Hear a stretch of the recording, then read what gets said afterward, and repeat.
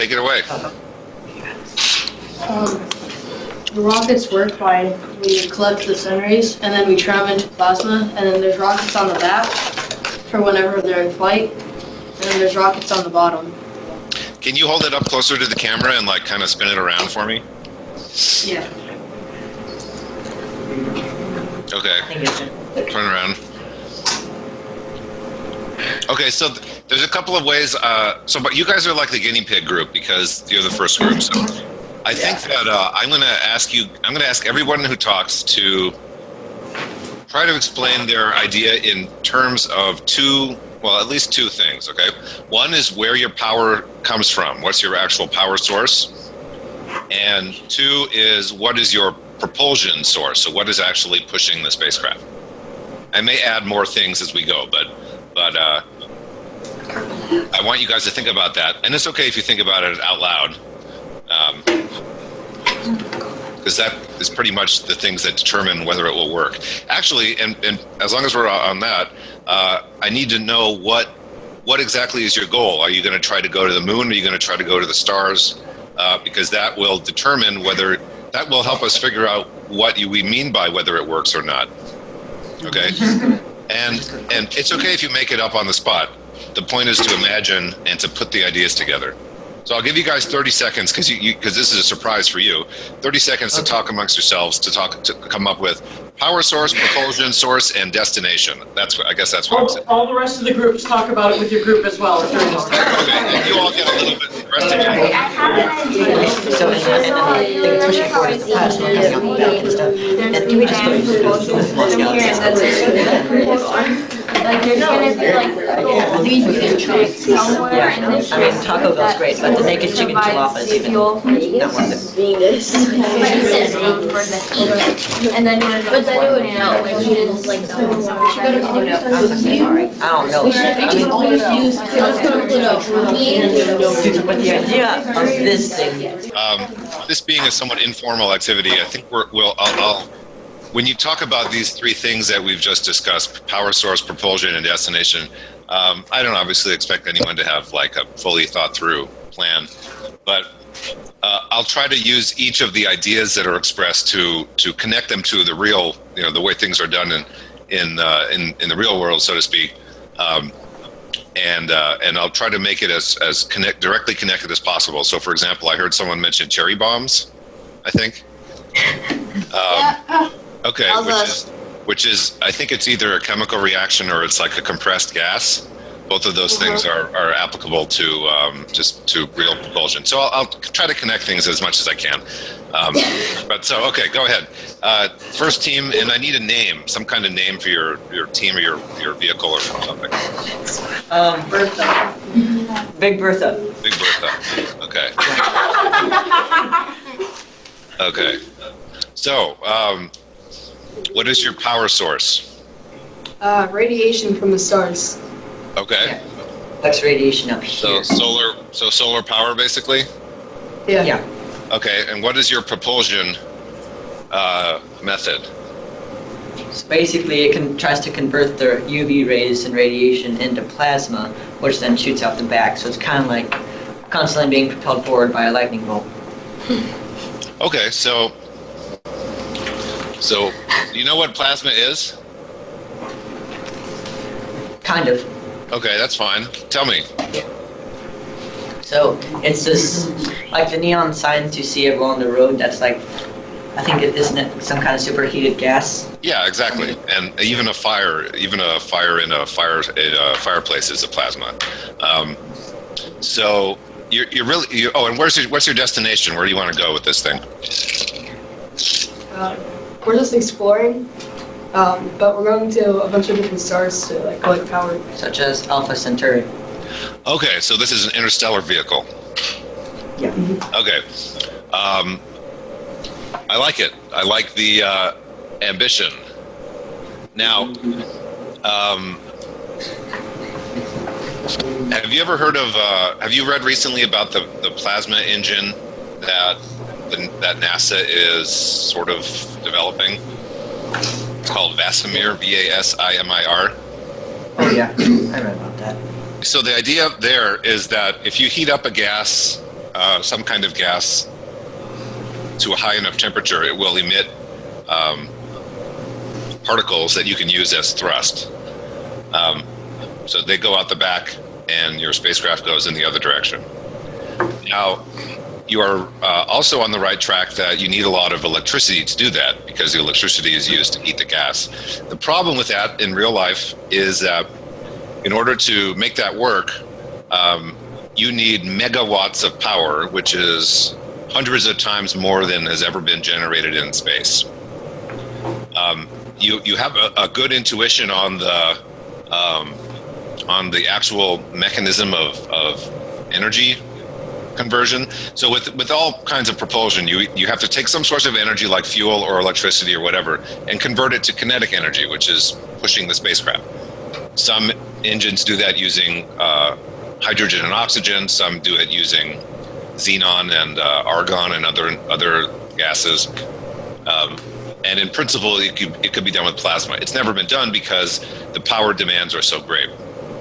Now, what has been done is a slightly less ambitious version of this called solar electric propulsion, which is where you basically have a grid, and this is going to be very crude. You have a grid like a fence, kind of, very fine, and you have electric current that is passed over it. And what that current does is it accelerates particles of a gas like xenon, and the xenon gas particles go out the back, and the spacecraft goes the other way. And that is a really, really weak propulsion system, but you can use it for years, so it can add up to be better than a chemical rocket. In fact, if you think about thrust, if you see this tissue paper, the weight of the tissue paper on my hand, think about how small that is. That is how much thrust you get out of one of these things. But if this adds up for a year or for months or years, it can add up to something real. So you guys have a good intuition on the concepts of electric propulsion, and I like the idea. So great start. Thank you, Jeff. Sure. Thank you. Next. We appreciate all that you're sharing with us. Sure. Very appreciative. Sure. Now, let me ask a few questions about the actual design of the spacecraft. I saw engines pointed back and engines pointed down. Can you tell me about that? I think I did, at least. The engine's pointing down, so whenever it's like on the ground, it can go up. Okay. And then on the back, Yeah, to go forward. So these engines only work in a vacuum, so they will not work to get you off the ground. So that is the only critical flaw in your design, as I see it there. They will not work in an atmosphere. But other than that, it's I really like it, and it's fairly intuitive. It's intuitively lined up with what happens in real spacecraft. So well done. Jeff, I have a question about that whole vacuum idea. Are we in a vacuum, or is space in a vacuum? So space. So vacuum means there's no air. There's no gases of any kind. So we are all sitting in rooms full of air, hopefully, and we're breathing in those rooms. If you go up into space, there's no air because, well, a better way to look at it is, why do we have air on the planet at all? It's because the Earth's atmosphere the Earth's atmosphere is held to the Earth by gravity. So if you get away from a gravity source like a planet, there's no gas, and those gases tend to cluster around the objects that they came from, like the planets. So it turns out that as you go up into space, you don't just go from full atmosphere to no atmosphere. It gets thinner and thinner and thinner until there's basically no air. There's no real air, and then it's the vacuum. So that's the idea of vacuum. And you can create vacuum conditions on Earth if you take a container and you literally vacuum out all the air. It has to be a very strong container, because otherwise, if there's no air inside something pushing out, the air on the outside will crush it. So vacuum chambers are typically very heavy and large and expensive. So There you go. Thank you, Jeff. Sure. Thank you. Guys, do you have any questions for Jeff? I don't think so. We're going to need to keep sessions to about 10 minutes. Okay, Yeah. so let's go to the next group. Josh. Hi. Hi.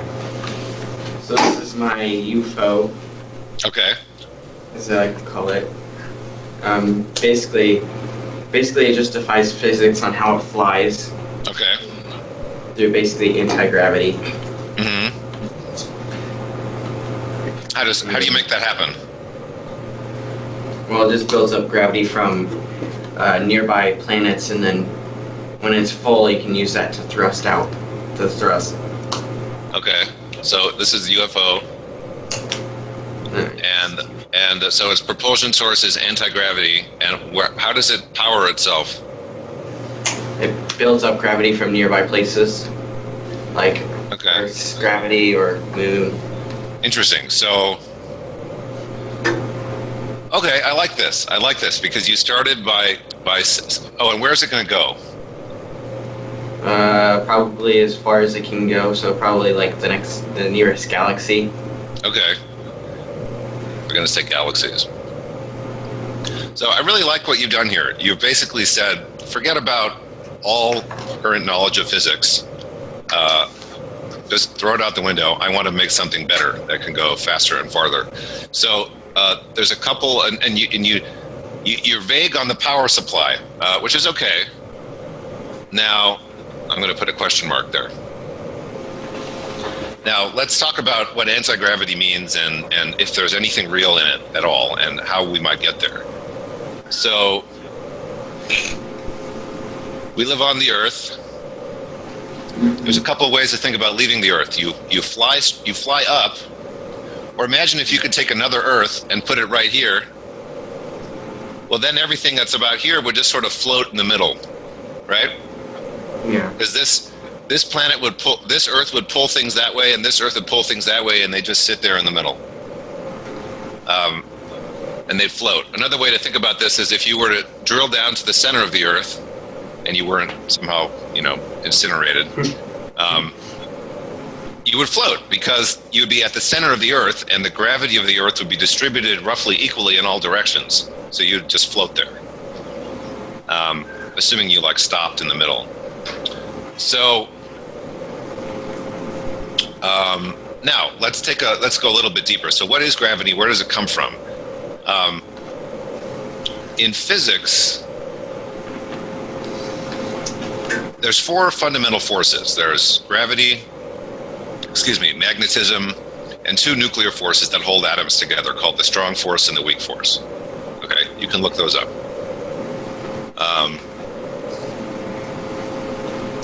What we see in physics is that the forces typically have a particle that transfers the force. Okay? For example, the particle that transfers electric charge is the electron. Recent experiments have theory and experiments have suggested that there is a particle that transfers the force of gravity also. And it's still a theoretical idea. It has yet to be proven as a real thing. But if it was real, then maybe your ship could actually capture those particles and build up a large amount of gravity in the same way that you can capture electrons and build up a large static charge and then zap yourself on a doorknob.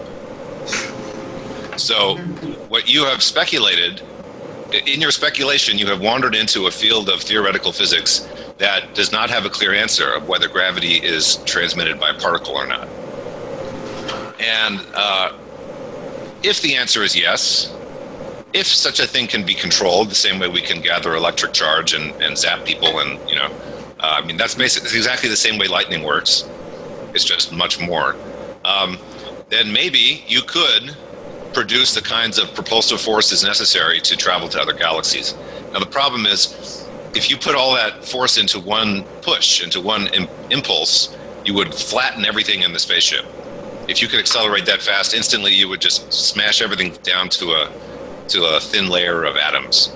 But I'm giving you points for creativity because whether you knew it or not, You've wandered into theoretical physics, and it sure would be cool if that was possible. So, nicely done. Thank you, Jeff. Thank you, Josh. Sure. Well done, guys. Hi. Hello. Well, so the name of our rocket is Smiley Fwish. Smiley what? Fwish. Fwish. Okay. Smiley Fwish? Yes. Yes. Okay, great. That sounds like it's going to space. I'm intrigued. Let's hear about it. Okay. There are legit smiley faces at the bottom of the There are seriously smiley faces on the bottom. Okay, anyways, Sarah May is going to explain our propulsion system. Okay, Okay. so our power source are propulsion source and guinea pigs, rabbits, and hamsters. Okay, so Small animals. woodland creatures. woodland. It's like Yes. ones Yeah. that Okay, multiply quickly. That sounds like animal Mhm. abuse. because it sounds like you'll be working them to death. No. You need them to reproduce quickly. No? Okay. And also we have like a generator just in case. Okay. What do you Woodland think it creatures means? plus generator. Okay.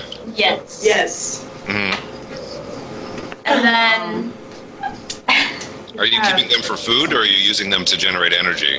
Or you generate generate energy. Okay. We're not Only gonna eat energy. them. So we're going to have a room like Bad. right here, completely, like this whole section right here, right on top of Right on top of what you all the wires. All the Yeah. wires. And there will be, so there will be tons of plants in the room to make oxygen. They'll have food and everything, and and they'll take turns so that some can rest while others can generate it. And when they generate energy, it all goes down here, and it There's a generator about here. generates the fan, which spins really quickly to push us that way. And then we also have fuel Mhm. so Fuel that so you that have we can- the heat. Okay, so Yeah. your propulsion method is a fan. Mhm. Yes. Okay. We were kind of thinking going all natural on this. Okay. Yeah. Okay. So like we have a kitchen with a big house. Okay. Yeah, and we want to go to Pluto, Pluto. to build an empire. Yes. Yes. We will build a new empire. Okay. And basically, we have 3 floors, and the storage will go all down here.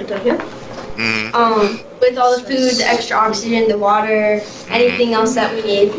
The exercise room and the therapy and Infirmary everything, and the- infirmary, kitchen, and everything will be on the 2nd floor With a greenhouse. with the greenhouse. And then the top floor will be the rooms, and right here is the control center. Okay. Kind of. I like it. And in every room, like I said, there will be plants to let off oxygen, and then our carbon dioxide will keep that going. And then we also have So yeah. Smiley face. Okay. It's important to keep up morale. Morale is very important. It's a long way to Pluto. So We also I thought you made it before we talk about your spaceship. You made an interesting comment about all natural. I would like to suggest to you that nuclear reactions are all natural. That the use of fuel is all natural. These are all things that happen in nature without our intervention, and sometimes we use them for certain purposes. So I would just like to leave you with that philosophical thought, and then we can talk about the spaceship. Now. I like that you mentioned all these little animals, because that lets us talk about something called harvesting kinetic energy. So if you imagine a hamster running on a wheel, you can convert that hamster's chemical energy in his body to kinetic energy in the wheel by connecting that wheel to something like a fan blade. So in theory, you could use a small animal or a large animal or an unruly crew member to generate electricity by putting him or her on a treadmill or in a wheel. Now the problem is that your entire spaceship is what we call an enclosed system. Okay, so you have a source of this. Just picture this box as your whole spaceship. Okay, you have forgive the lack of aesthetics, but you have a source of energy And that is, you have a source of energy and you have what's called a sink of energy, meaning your energy is coming from somewhere and going somewhere. That energy could be in the form of chemical fuel, it could be in the form of a nuclear radioactive material, or in your case, it's an animal. And the fuel source is actually the food. So if you have a hamster, I'm going to draw a hamster. No, I'm just going to write H for hamster. Your energy source is food. And you put the food into his body, and its body goes through a chemical reaction to turn that into energy you can use. And then he runs on a treadmill, and that treadmill turns your fan. This is really not the best term there. We'll just call it output. So the real question is, what's more efficient? Suppose you take your plants that you're presumably growing over and over again. What if you just burned them? Would that create more energy for your fan than if you put those plants into a hamster and then had him turn the wheel? I don't know what the answer is. There may be an animal on the earth that is fast and efficient enough, maybe a cheetah, that using your fuel source, which is food in this case, in your cheetah will actually be more efficient than just burning it or processing it in some other way. The bigger picture I'm trying to get at here is that you're using plant material as an energy source, which is exactly what oil is. It's just very old plant material. So now whether it makes more sense to have 100 squirrels or a single cheetah running on your treadmill, I don't know. It depends on how much work it is to keep those animals alive and healthy. It may be better to have 100 squirrels because you can replace them when they die of exhaustion after running on your fan. Well, they get to rest. That's not bad. Then they get to rest. They have like an area somewhere here to rest. That stinks. I'm not making fun. These are real technical and ethical issues about space travel. The interesting thing about it is that because a spaceship is generally a completely closed system, you have to bring everything with you when you leave, and you have to have thought through this entire process all the way. So, for example, one of the problems with using animals is they make a lot of solid waste. So, how are you going to deal with that? Some of that you could burn as fuel. So, you might get some of that energy back, and you might be able to use it. So, now, unfortunately, fans don't work in space because there's no air. So you will have built this wonderful flying zoo, and it won't go anywhere other than in the atmosphere because there's no air in space. However, I am thinking about this as a kind of like great source for a science fiction story, where there's these flying zoos that are kept aloft by the energy produced by the animals. And I think you're onto an interesting idea. Now, this could work in an atmosphere, sure, and you could even imagine a situation where there's a planet where there isn't a lot of land, or a lot of the land has become uninhabitable, and these things are actually used to transport animals. I don't know. I really like all the creativity went into it. It's not going to work very well in space, but you have raised a lot of interesting questions about energy conservation. And I mean that in the physics sense, not in the environmental sense, because you have to bring everything with you. And even some ethical issues that are totally applicable to space travel. So I like the idea. Yay. Any questions?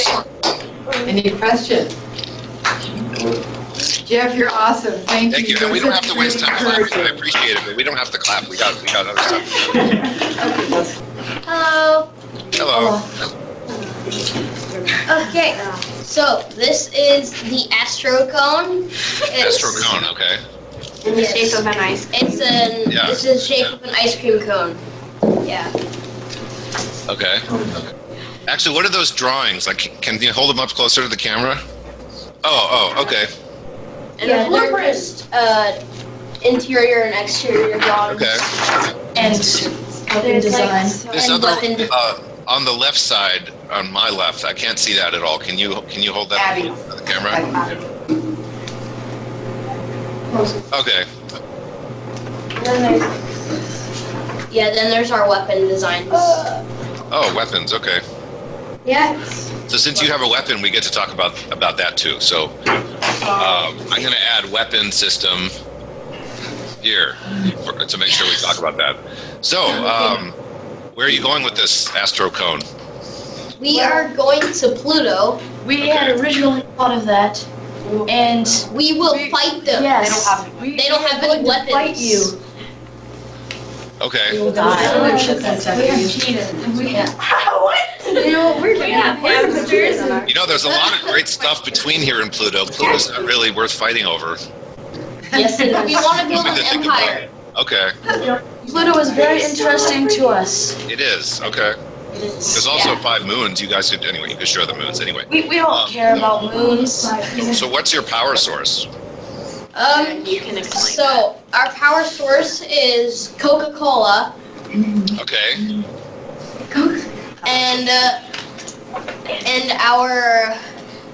our propulsion system is the carbon dioxide from the Coca-Cola. It pushes out of the back, so Okay. that the kind of ship goes home. So I really love it. Oh wait, I'm writing in the wrong place. Stop. You could have stopped me. I didn't notice. Okay, so power is Coca-Cola. Coca-Cola. Propulsion is compressed gas. Yes.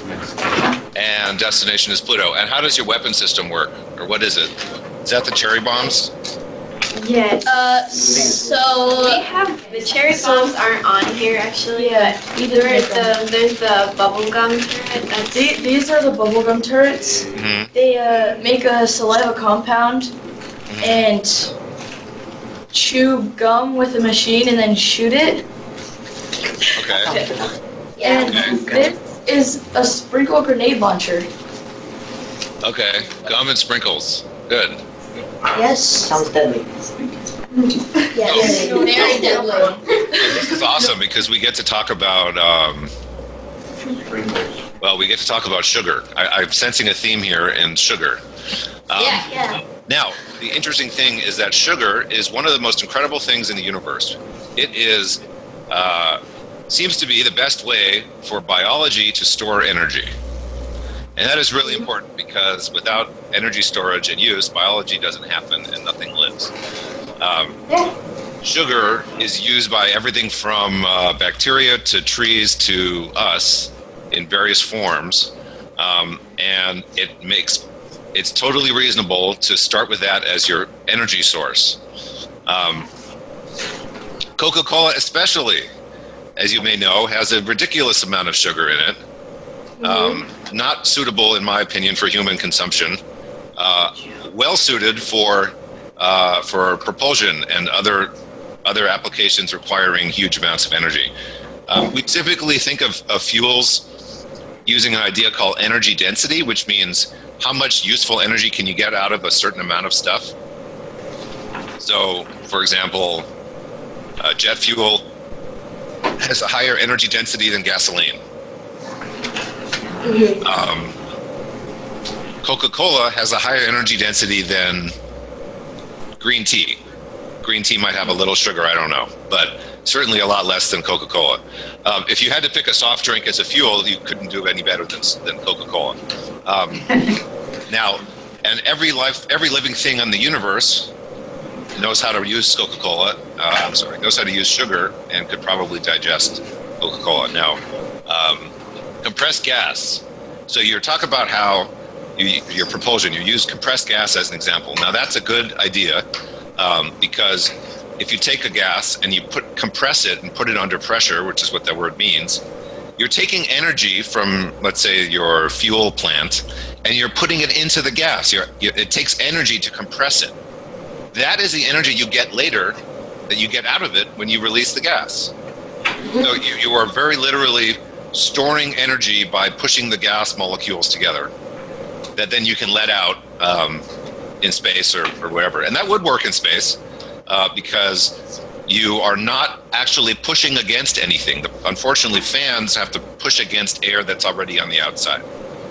If you store compressed gas somewhere, like in something like this shape, and then open it in space, the gas is going to want to push out because it's flying around inside there so much that it will take any chance it gets to expand and go out the back and push you that way. Now, Pluto, I'm fascinated by the half the group so far interested in going to Pluto. Gum and sprinkles. So this is actually a really good idea. And in fact, we do something like using sprinkles right now. And here's how it works. It is very hard to suppose you work for the Air Force and your job is to actually protect satellites, or differently, attack satellites, disable enemy satellites. One of the ways you do that is by doing something called dazzling, which sounds really fun. It's basically shining a laser or something into a camera system to make it useless. So imagine if you either have to shoot down a satellite, which is really hard, or you can just point a laser at it and accomplish the same thing, take away its ability to work against you by shining a laser at it. That's called dazzling, and you could do that in a number of ways. Ways that's most like sprinkles was developed for air combat, where basically the aircraft will dump a whole bunch of reflective particles like aluminum filings behind it, like sprinkles. And the various systems of the enemy aircraft that are trying to locate it, either with radar or a visible light or something, that cloud of shiny particles is so reflective that it confuses various systems that are trying to look at it. So using sprinkles is basically that. That's what you've described. So I like that. And in principle, you could do that in space too, although you create a lot of space junk. But if you're fighting a war to take over Pluto, you probably don't care about that anyway. Now, gum. Maybe like half, and we'll have half. No, You can't even we cover won't. all. You can't even. We have a band. You know, Maybe we'll share. We're not very good at sharing. This is like what happened in the beginning of the actual space race, where the Soviet Union and the U.S. were racing to the moon and basically bickering just like this. So you can either choose to repeat history or you can do better. It's up to you. Let's do better. Gum. I feel like the idea of the gum would be to gum, to like gum up, clog up the other spacecraft things. Yeah. That's a decent idea. Again, it's easier than physically destroying something if you just disable it. And plus, if you destroy a spacecraft, then you created a piece of space junk that might hit you someday. So and I really hope this never happens, if we ever end up in actual combat in space, I really hope that the parties involved will try to minimize the creation of space junk, if only for their own defense, because even the smallest piece of garbage out there can damage something. So interesting. I like it. Yeah, I wish if we had more time, we could talk about the biology of sugar digestion, which doesn't sound very interesting, but it really is. And it's pretty amazing. And who knows, maybe you could power something with it. There was a scientist, one of the most brilliant people alive right now. His name is Freeman Dyson. And he is an amazing person. And he has given talks about, he's a physicist, he's given talks about actually genetically engineering trees to be spacecraft. So imagine if you could program a tree or a tree seed to grow into an enclosed shape, and then you have an actual biological spacecraft that creates oxygen and takes in carbon dioxide on the inside. So it's out there, but it's really interesting food for thought. So biology in space, I guess the point of getting it, biology in space is not so crazy, and it may turn out to be the right way to do things at some point. So I like it. Jim, I have a question about space junk. We've talked a little bit about space junk. What's the reality of that right now? The reality of that is that, so because spacecraft stay typically in orbit, in a certain orbit, let's say this is the Earth, the International Space Station orbit is like, it's weird, it's like this, okay? It's about 54 degrees from the equator. Saturn. Yeah. Yeah, all the rings of Saturn are in orbit about Saturn also. So because things stay in the orbit that they are put in, unless you make them move, if something explodes in this orbit, the pieces of that will stay in that orbit. Some of them will go, in different directions, but the big pieces, most of them will stay in that orbit. Likewise, if you're in orbit around the poles and you explode, the bits and pieces are going to stay moving there. So what we have now is, not all of them are going to stay, but most of them are. So what we have is a number of different orbits at different altitudes where there is a lot of space junk, and but there's lots of space to work around that. Now, that doesn't in any way mean that space junk is not a very serious problem, because the reason the orbits are the reason we have things in the orbits they are is because they're easier, or they're cheaper, or there's good cooperation globally about how to use them. So it's still a very serious problem, and there's sort of beginning efforts of nations to really acknowledge it and deal with it,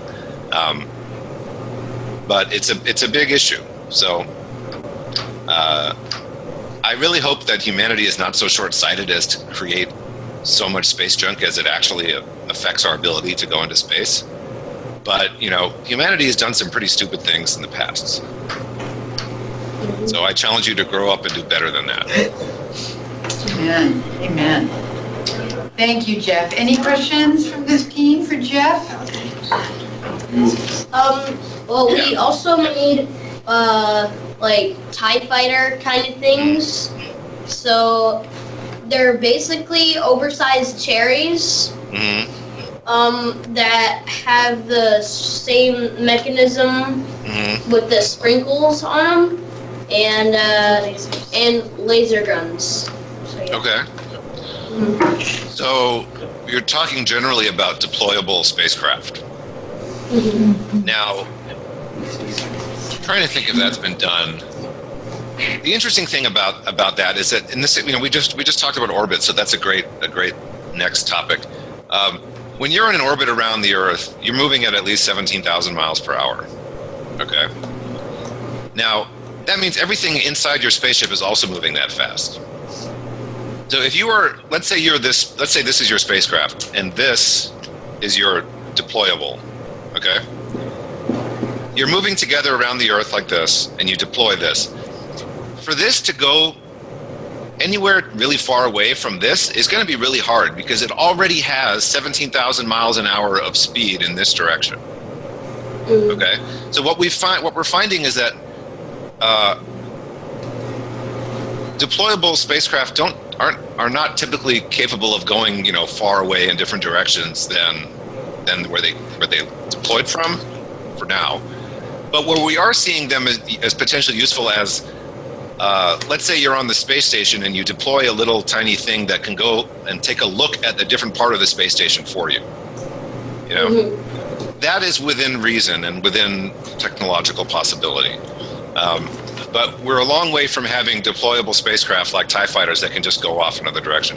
The thing about Star Wars, I love Star Wars, but the thing about Star Wars that really makes most of the space battle stuff totally not realistic is that nobody's ever in orbit around anything, and in real life you're going from one orbit to another, and you're either in orbit around the sun or you're in orbit around a planet, or you're moving between them. Star Trek, some of them did a little better. They actually pretended like that was real stuff, but Star Wars space battles are not a good place to look for. A great place to look for inspiration and fun, but not for real, not for real science. A real space battle would probably be pretty boring, because there's no reason the spacecraft will get anywhere near each other. They could be thousands of miles apart. And a laser, you could point a laser a long way at something, but it takes so much power in a laser to actually damage anything that it's hard to see why that would ever be worth doing. But again, humans have done some pretty stupid things, so hopefully that will never actually happen. Jeff, thank you. We have one more team. That was an interesting answer. Okay. Hello. So we have the death penguin. Awesome. Death penguin. Okay. So, our death penguin is powered. So, when we designed this, we were both very, very, very tired. Okay. So, there is no, like, scientific thing about it. Maybe partially, unless, we'll see. like, the normal, what is it called? The way it flies. So we already started off in another galaxy. Mm-hmm. So we're kind of working in that galaxy we kind of made up. But Okay. so our death penguin is powered by pink puffball aliens. Okay.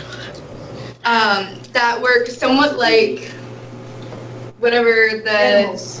what? Small animals. Yeah, like the small animals did. Okay. But we take their power Mm. and we what did we decide? We convert it into energy that makes. Yeah, we convert it into energy, and the spaceship is powered by energy. Mm-hmm. And then our destination is the next solar system next to the puffball area, which is the cake solar system. Okay. Next solar system. Okay. And then, what else did I miss? Oh, and then everything with our spaceship is powered by different types of aliens. Mm-hmm. So it's controlled by the blue puffballs. Are these biological aliens? So are they're life forms? Yes. Are they on treadmills like Smiley Fish? Or are you burning them, or what? You don't seem particularly concerned with their well-being. Well, so the reason that it's called the death penguin is because, well, first off, it has a giant laser Mm. powered by green puffball aliens. Okay. And the pink puffball aliens, the reason we chose them, the blue ones are like the nice ones. The pink ones are like our, what is it called? I can't remember the word right now. They are the people, the aliens that we capture. Captives. So, Hostages. yeah, so they're just stored in like this little area I think the word on you're the, like, looking for is by slaves. the, what? The word you're looking for is slaves. Yes, that is what it sounds like. It sounds like you are intergalactic slavers, conquering star system after star system. Which is kind of messed up. But, so they are, it isn't like treadmills, it's just kind of more like, they just kind of do whatever, they run around, they do work, I don't know, okay. but they don't like do treadmills, they just kind of like, just the fact of them like So running around. here's something that so I have to admit I've been struggling to think about how to connect this to a real subject. But I've got something. So you have a bunch of unruly animals that refuse to stay on treadmills or wheels. In principle, you could use something called piezoelectrics, which is PIEZO electrics. And the idea there is that you're capturing kinetic energy from motion. So you could imagine imagine if you had a sidewalk outside of a building, and every time you stepped on it, it generated electricity. And you could actually do that because the energy that goes in, that becomes electricity, would actually be your biological energy from your food. And so when you walk, the effort your muscles produce in moving your legs goes to push something down, which generates electricity. So in theory, if your animals are so unruly as to just run around wild, you could just surround their habitat with this stuff. And anytime they touch a wall or run around or anything, that will generate a little bit of electricity. So I'm going to write down piezoelectrics because that's the best I can come up with from what you're telling me. And yeah, piezoelectrics. Piezo. So that's going to be less efficient than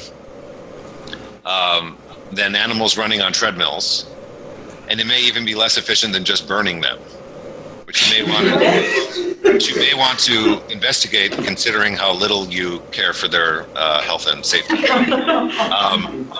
Or at least the blue ones that are the bad ones. So The pink ones. the pink It's the ones. pink ones. So that is how you would generate usable power from that energy source. Now, what is your propulsion system? We're not completely sure. It could be Okay. like a giant lightning bolt that comes out the back. Okay. So, among the areas of theoretical physics without clear answers, there is a theory that if you produce a strong enough electric field in a vacuum, you can actually create antimatter out of the vacuum.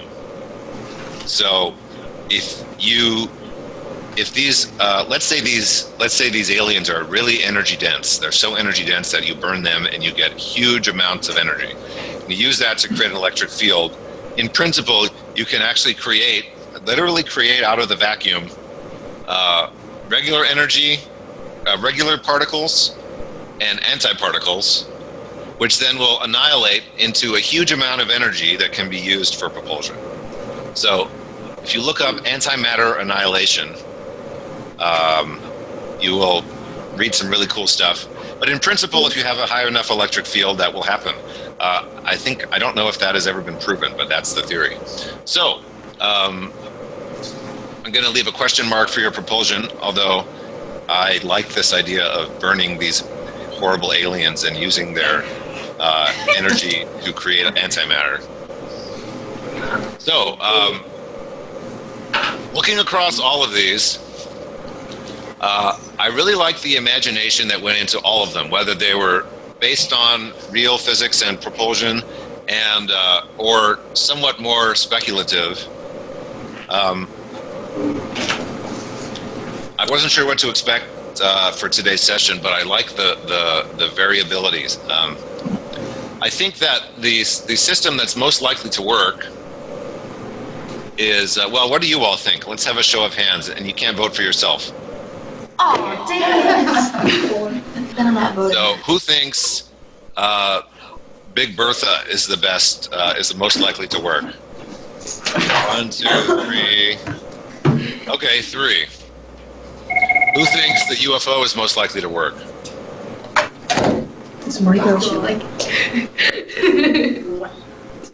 You guys are kind of only half raising your hands. I can't see. 1. Hi, guys. 1.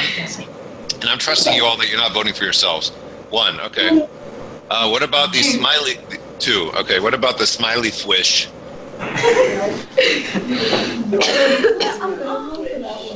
No. 1. Okay. Oh yeah, guys. And the astrocone?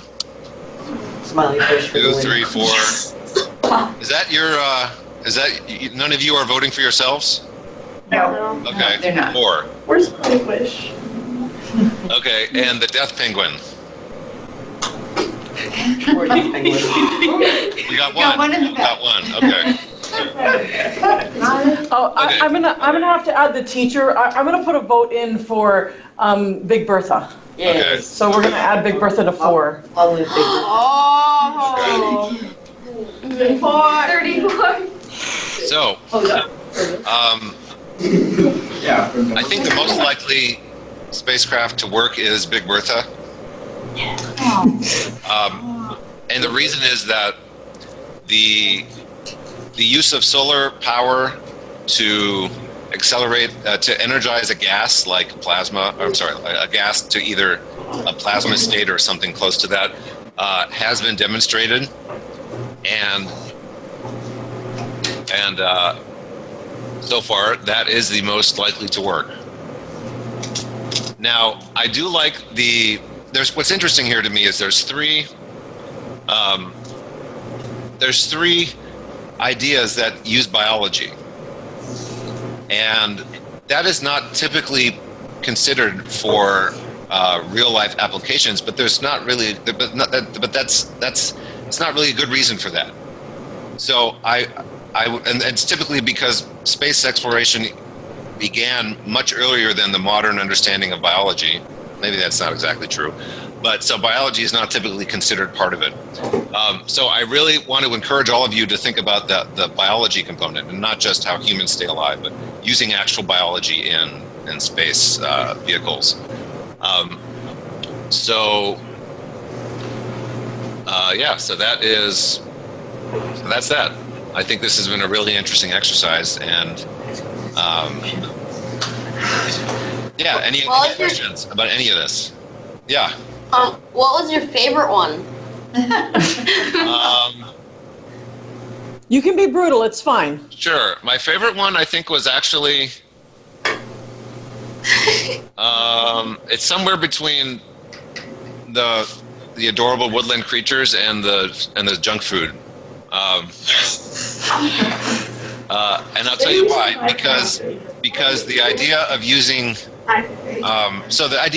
animals to produce energy is actually really old. So we use horses instead of walking. We ride horses. We use oxen to pull things, or we used to, instead of pushing them ourselves. This is really just doing that in space.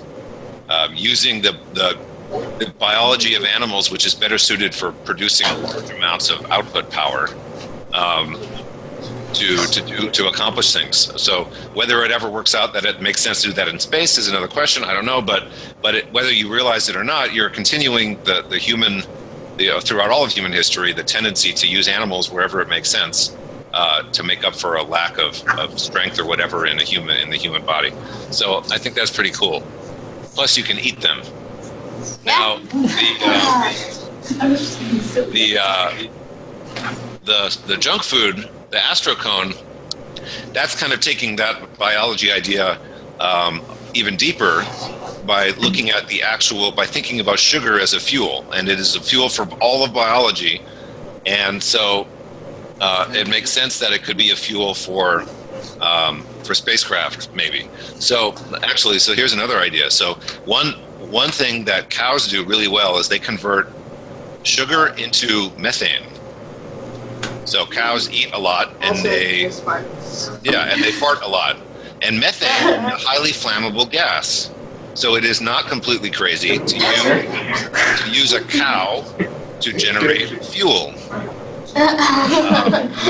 Again, whether it works in space, I don't know. It's not really the point, though. What I'm happy to see you all thinking about is these different ideas of how to move energy from one form to another, like a grass for a cow into the cow's body, it keeps the cow running, and then into methane, which the spacecraft can use.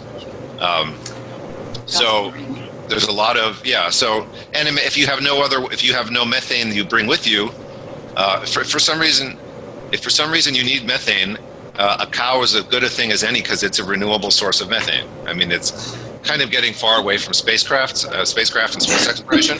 But the bigger picture here, and what makes space exploration possible, is this conversion of energy from one form to another, whether in a fuel to kinetic energy or what have you. So you've just been amazing. You've been amazing. Class, we need to give them. Thank you. We have enjoyed this immensely. Great. Thank you. Great. Glad to hear it. Thank you. Thank you so much for rolling with all those weird punches. Yeah, that's okay. I have to say, that was a completely entertaining and informative session. We haven't done a session like this before where it was really unplanned, on the presenter's end. So I'm super impressed that you were able to take the weirdest ideas and make them super legitimize them. Sure. We really appreciate that.